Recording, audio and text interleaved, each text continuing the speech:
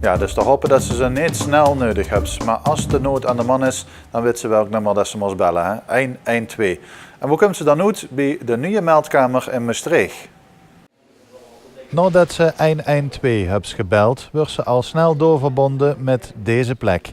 De nieuwe meldkamer in Maastricht. Meestal is de eerste vraag die ze krijgt welke hulp dat ze nodig hebben. Ambulance, politie of misschien wel de brandweer. En in deze ruimte, op de derde editie van het politiebureau in Maastricht, zijn er nog alle 3 de takken vertegenwoordigd. Iedereen in Limburg die 112 belt, kreeg hier immers aan de telefoon. Voorheen was het gebied nog opgesplitst in Noord- en Zuid-Limburg. Maar landelijk moet het aantal meldkamers teruggebracht worden. De nieuwe meldkamer in Maastricht heeft ook een nieuwe naam. Die heet vanaf nu het Meld- en Coördinatiecentrum. Van hieruit werden namelijk de hulpdiensten aangestuurd.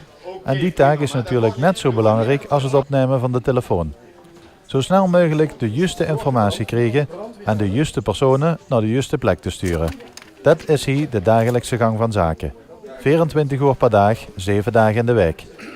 Een nieuwe meldkamer betekent ook dat men over de nieuwste technieken beschikt.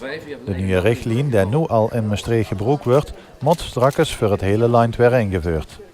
Ik hoop het niet, maar mocht er een keer 112 nodig hebben, dan zitten deze mensen voor u klaar.